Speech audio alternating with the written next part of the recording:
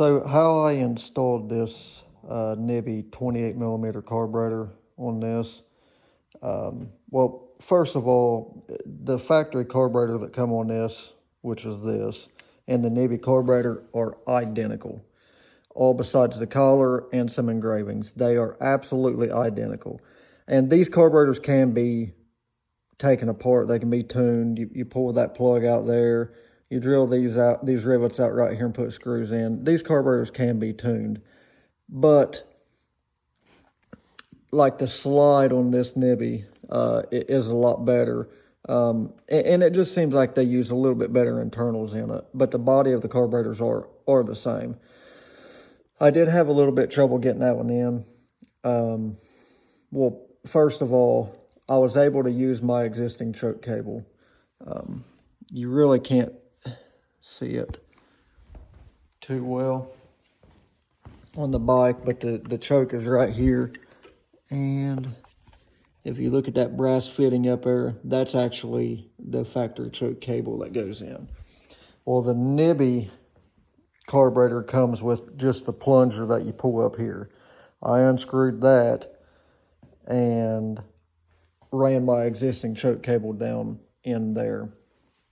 Another thing was the nibbi carburetor come with this for an adjustment screw.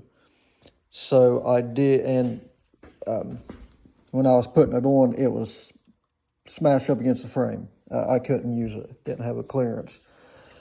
So the only thing I did was I took the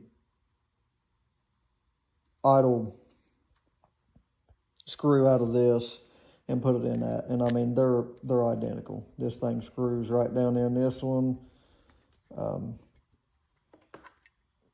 and all that. So you could use parts off of either one. So yeah, I used the factory idle screw that come in this carburetor here in the nibbi, and I just wiggled it in there and got it in there. I didn't, the jets that come in this 28 millimeter carb, the nibbi, that I didn't rejet it or nothing. That's the jets I used. And this thing was so cold natured when I first got it, and now it will literally start up just like that, no choking it or anything. I mean, when I got it, you'd have to let it warm up 10 minutes. And I mean, this thing is completely cool to the touch. And I can flip the key on now.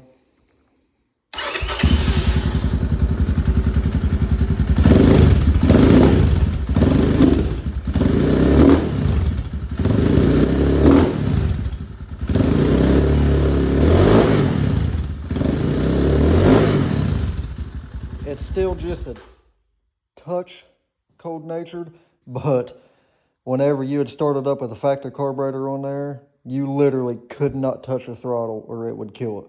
And you'd have to start it 3 or 4 or 5 times because it would keep dying until it, finally picked up and started warming up. After it warmed up, it was great. But I got that carburetor on there. I mean, you hit the key, you hit the switch, start it up, and within 30, 45 seconds, it's, great throttle response and everything. So for $60-some, I'm very, very happy with it. I put 20-some miles on it today, and it did awesome. I had it idling good. I will say this, I had it idling really well.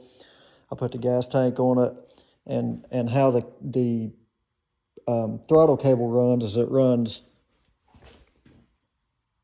down and around through here, and it crosses over. There's a cutout in the frame, it crosses over, and then it runs right down the side of the frame all the way, and it comes down in between of both of these bars here. Well, I had it idling good. I put the gas tank and everything back on it, and I'd cut the wood to the left, it idled real high. I'd cut it to the right, and it would basically stall out.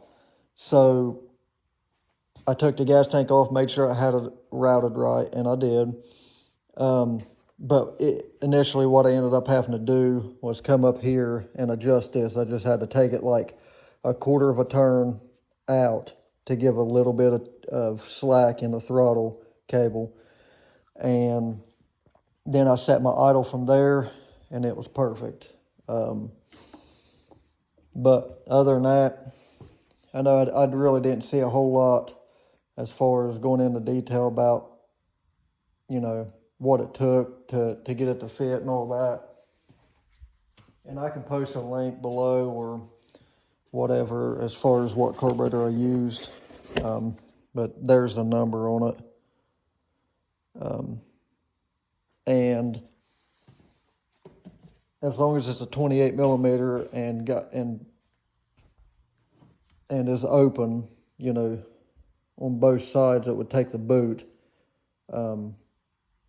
You know, I know there's several different listings of nibbies on there for 28 millimeter. So as long as it's 28 millimeter and it's a style that'll slide in a boot on both sides, you'll be good to go.